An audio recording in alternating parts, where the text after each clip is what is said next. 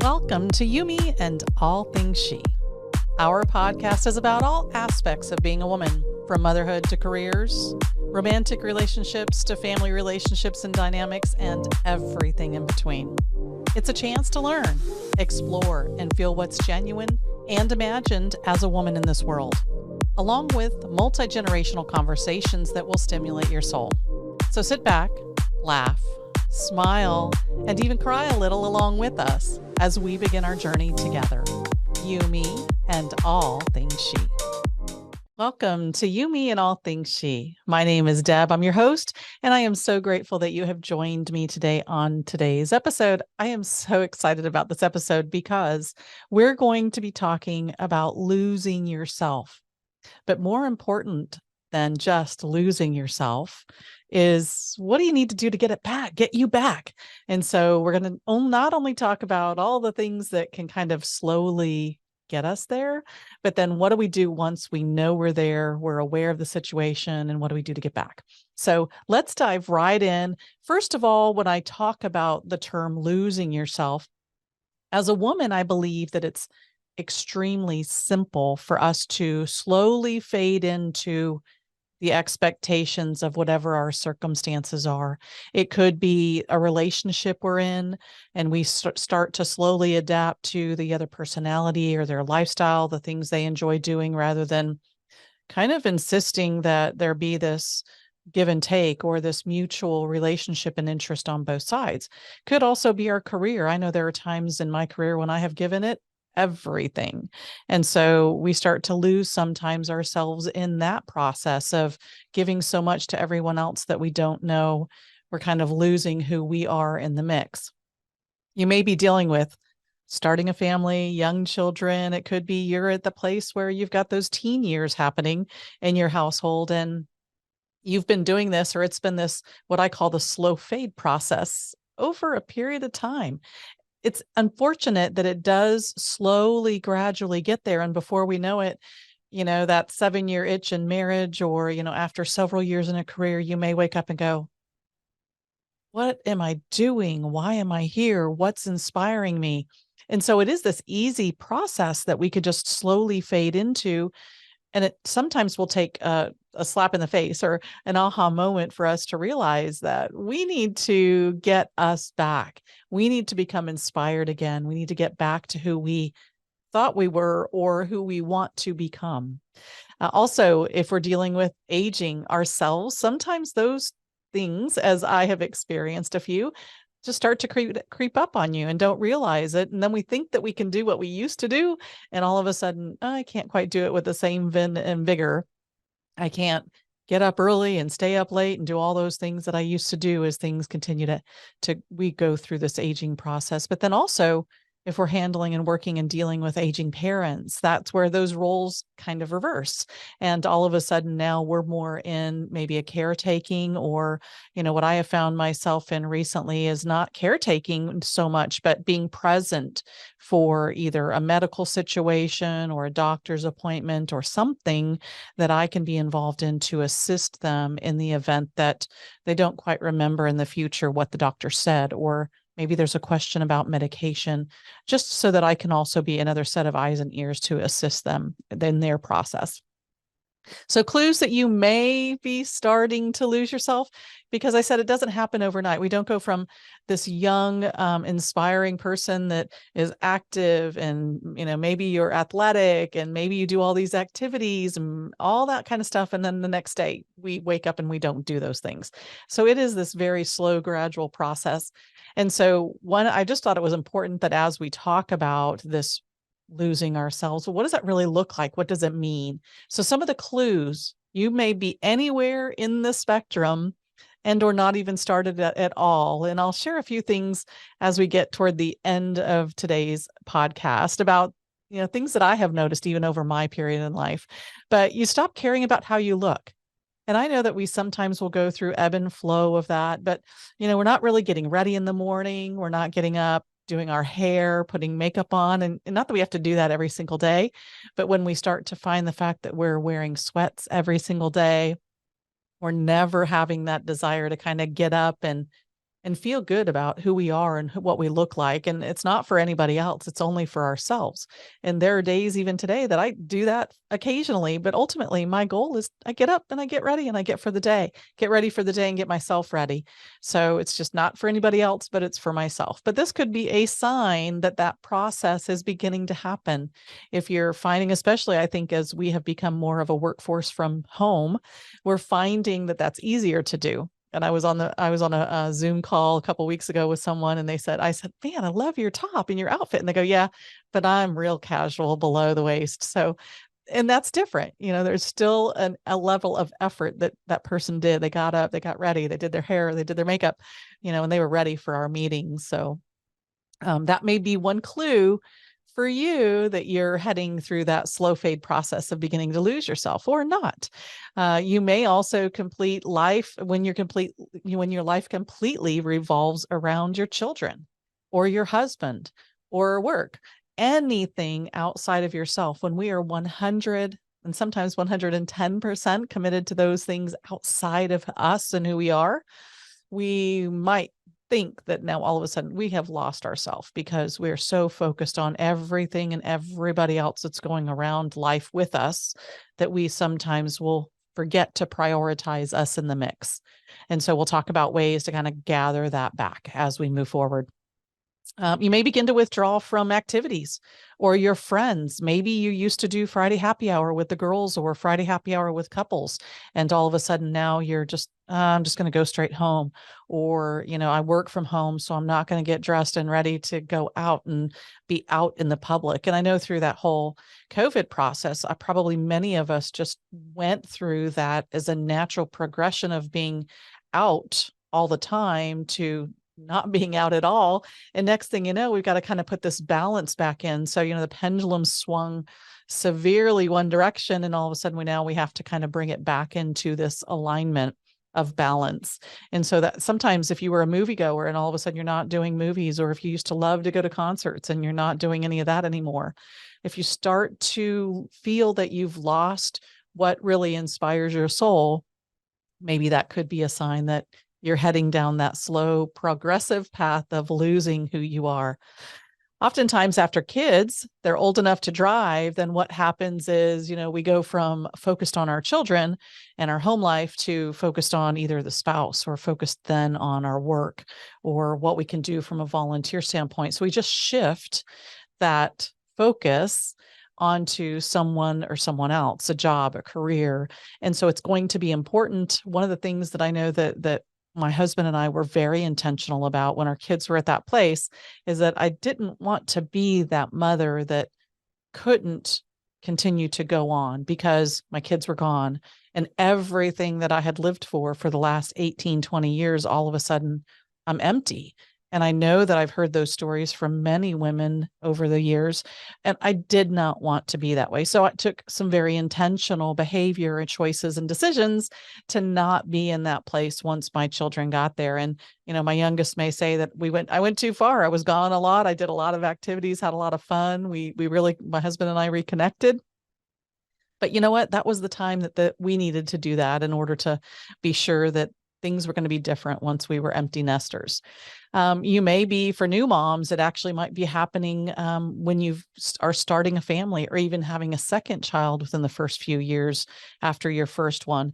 We make excuses for lack of sleep, or, I just don't seem to get things done anymore. And all of a sudden we've lost ourselves because we're so focused on this newborn or now 2 or 3 children that we got to focus on. And trust me, I know there's a lot to go on when you've got multiple children. But ultimately, at the end of the day, we have to prioritize, and we'll talk a lot about how to make that happen. We got to prioritize ourselves. We've got to give back to us so that we can continue to give to those others. And there's got to be this balance in the mix. And there are times when it's all in for everybody else. But then ultimately, if we keep a conscious effort about that, some of that time will come back to us. And we'll talk about different ways as we move through the podcast today. So also, you may no longer have the freedom that you once had. That can be very restricting. That can make us feel like we're losing ourselves because, we used to sit and watch late night movies or scary movies together. And now with a family, I can't do that anymore. Or, I had my mornings and now the youngest one is up at the crack of dawn and even before. And so I don't get that time anymore. And we just very easily get stuck in these routines of life and forget what we are sometimes and who we are and what we can do to kind of get back. Also, one of the things I think that we tend to find, and I know even I do that today, is there are those pleasure foods. So sometimes over snacking, overeating, over choosing some of the wrong things throughout the day can create some unhealthy habits. And then that just kind of leads itself to not only an unhealthy feeling, it's almost like a cycle of addiction. And you don't even have to be an addict in that regard, but it's this cycle that we end up finding ourselves in, and we feel bad. So we eat, but then we feel bad again. So then I don't get dressed because I feel bad, and I don't put my makeup on because I feel bad, but then I'm taking care of my children, or, I'm running off to work and doing what I have to do there, but can't wait to get home and unwind.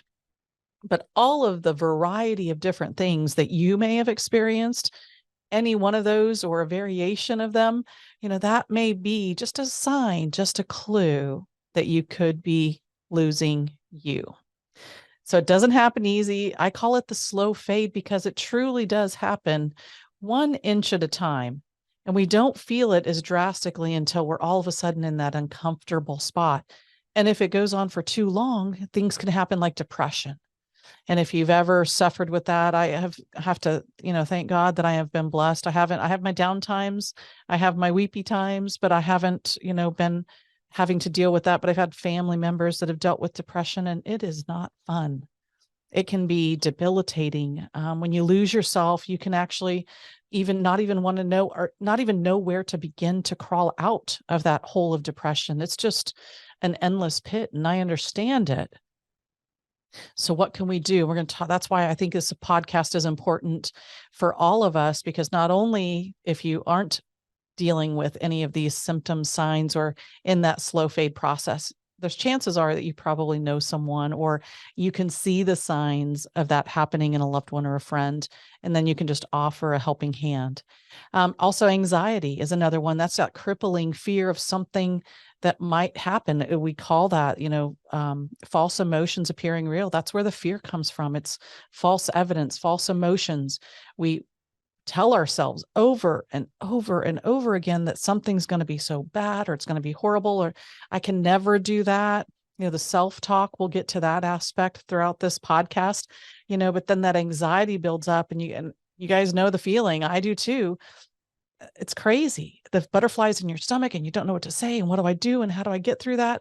But that can also be a sign of losing yourself. And there are lots of different symptoms. We're not going to talk about ways to overcome some of those more severe aspects of losing yourself, but these can kind of bring you to the low of the lowest. And there are times, and we'll talk about ways to kind of get through that. Also, low self-esteem. One person that was at one time the most confident person you knew in your life, all of a sudden you look at them, over years of time, and you go, well, what's happened? Well, life's beaten them up, maybe. Relationships have beaten them up. Just things happen, and all of a sudden they don't quite think of themselves. Maybe they've been laid off. Maybe they've been through a divorce. Maybe there are other circumstances. Maybe they've been in an abusive friendship or relationship. There's lots of different things that we maybe don't see behind the front door that's happening in someone's life. And so just being, I think, as women, receptive to those things that happen in each other's lives. And when you start to see some of those changes, we can reach out as a friend and say, hey, things seem a little bit different. Are you okay? And what's happening? Is there anything I can do to help? But what's most important, how can we avoid losing ourselves? Well, first of all, you've got to know yourself.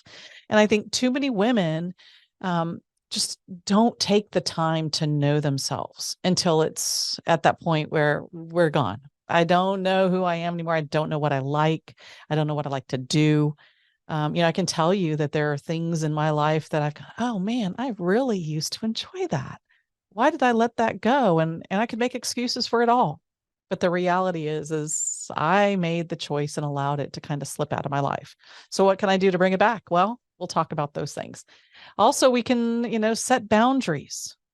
There are times I'll tell you right straight up, I am an Aries. I am go from the minute my feet hit the floor. I like a lot of different things. I like to stay very busy, very active. I am on the move and groove all the time. And when I stop, I stop.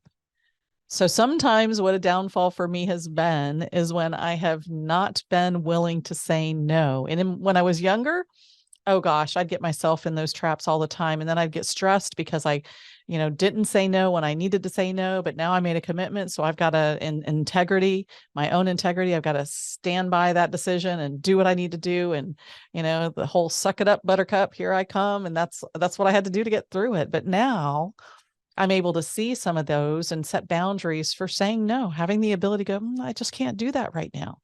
And that's even what I tell my grown children, if you need help, ask. And if I can help, I'll be more than happy to.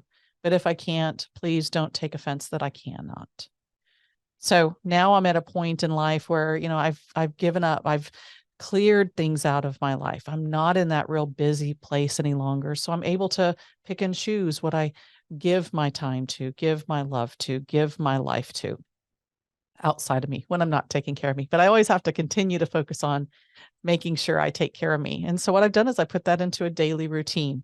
So I take care of me every single day, which is awesome. And we'll talk about some of those options that you can do as well.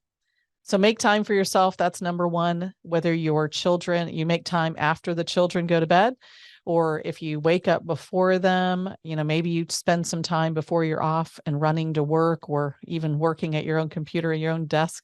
But, take that time. There have been times when I have had to push myself a little bit later in the evening to accomplish the things that I wanted to accomplish, but needed time for me, things I needed to do for me. Or I'd get up. Oftentimes I'm usually up earlier than anyone else in my house at the moment. And so I get up and that's where I start my time for me. So making time for yourself is extremely important. But here's some specific steps that you can take to not lose yourself.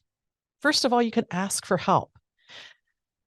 Okay, deep breath, women, all of you with me, just take one deep breath, because I know there are times when that feels like that is the most difficult thing ever, is to ask for help. And I think in addition to being difficult, it's difficult because we have told ourselves and we believe that everybody else will think that we are weak, that we are unable, that, we're not the strong, independent person you may have thought that we were. But what it tells me for someone that truly asks for help is that they've got strength they never knew existed. Because someone that reaches out when they're in need and asks for help, I think that is the strongest, most courageous thing that anybody could do. So it's really quite opposite, as interesting as it is, but our perspectives are, it means I'm weak. No, it means you're strong. And kudos to you that you've reached out and said, I'm not sure what's going on. I need some help. Or can you do this for me? So there's lots of different opportunities. One other way you could do that is to find a hobby. It may be something that you used to love, but you know what? It may be something that you've just learned to love recently. I didn't start running until I was 40. And then I fell in love with running, and I kind of went through this process that most people that are athletes do. You push yourself, you go to the next day, you go to the next phase, you keep going. Today, I do it, and I do it because I want to stay in better physical condition than I am if I don't, but I don't love it like I used to.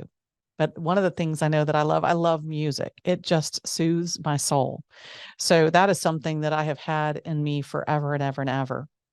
So maybe take time to connect with something you used to do. If you used to love to dance, if you did that when you were younger, maybe join a women's dance class one night a week. Your family can probably afford for you to step away one night a week to be fulfilled. If you wanted to listen to a podcast in quiet, maybe step away after your bath and shower and unwind with a podcast. Or listen to a show, watch your own show, do something for you, find a hobby, whether it's maybe playing cards, talking on the phone with someone that you love, a family friend, something, find a hobby, because you deserve it. And then speak to an outside professional if it gets too bad. Many employers offer an EAP program, and the challenge, again, we oftentimes think that's weak, but there have been several times throughout my life as an adult where I've just needed someone outside of my circle, someone outside of my circumstances, just to bounce things off of.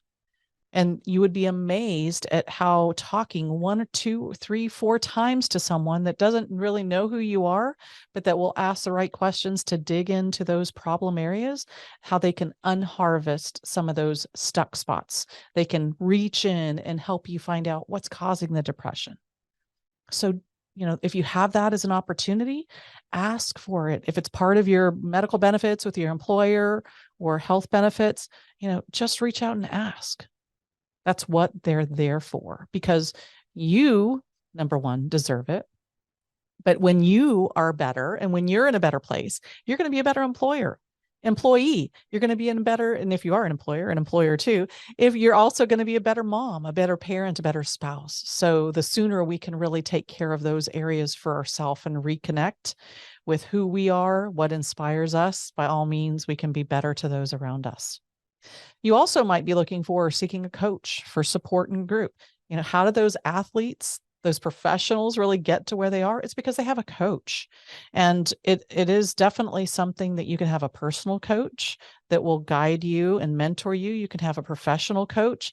You can even just have someone on a temporary basis that will just get you over that hurdle. That's what that EAP program's for. It's kind of a coach in the box that you can pull out when you need him, and they can assist you from a mental health standpoint. But if you just need a coach to get you through a certain situation, there are tons of coaches out there in the marketplace today that are willing to help and serve and do everything they can to assist you. I know one thing, we'll talk about it on an entire episode, that we tend to do as women is we compare ourselves to others. So just avoid that if at all possible.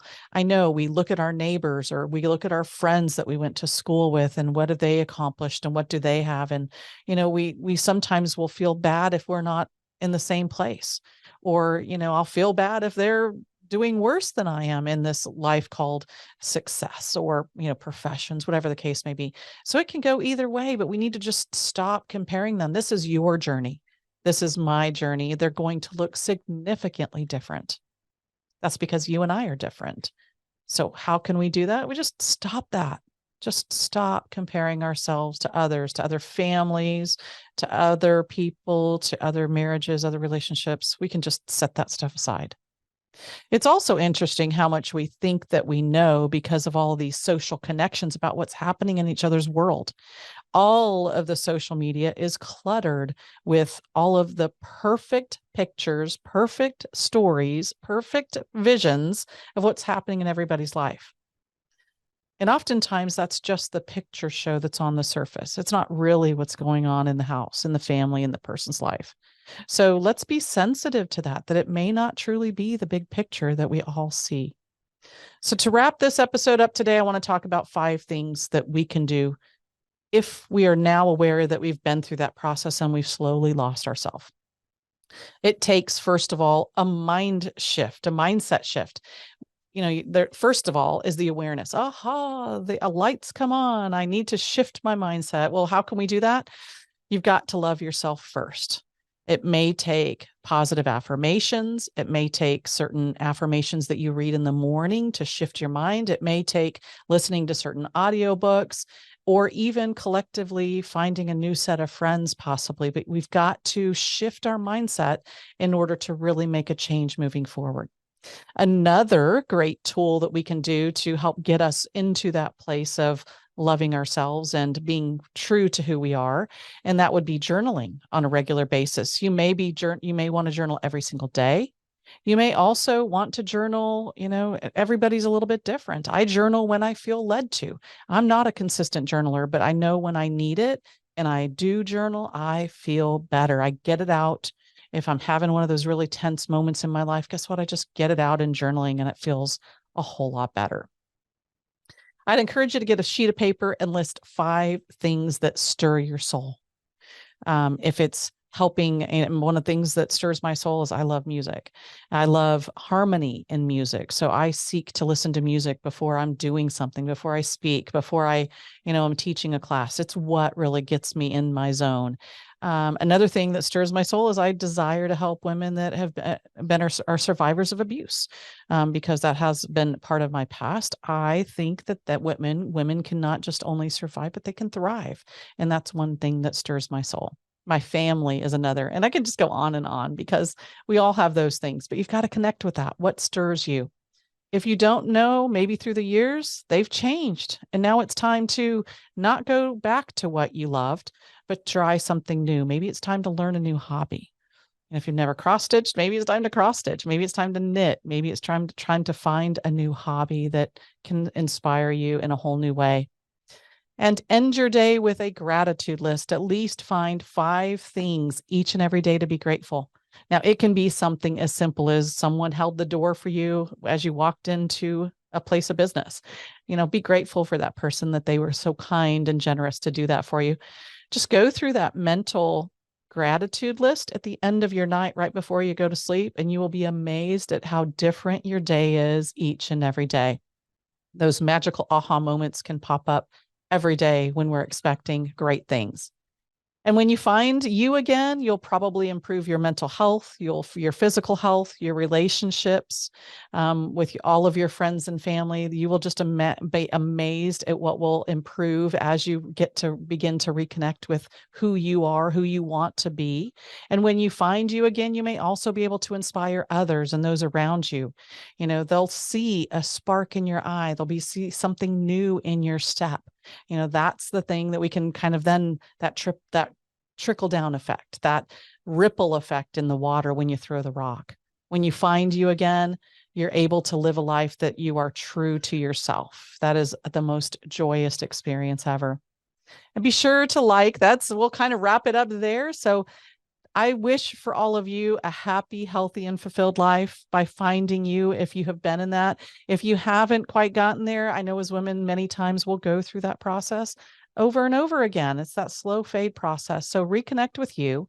Be sure and like and subscribe, and be sure and share with all your lady friends so that they can have a sense of gratitude from the podcast as well. But until next time, I look forward to seeing you in the next episode of You, Me, and All Things She.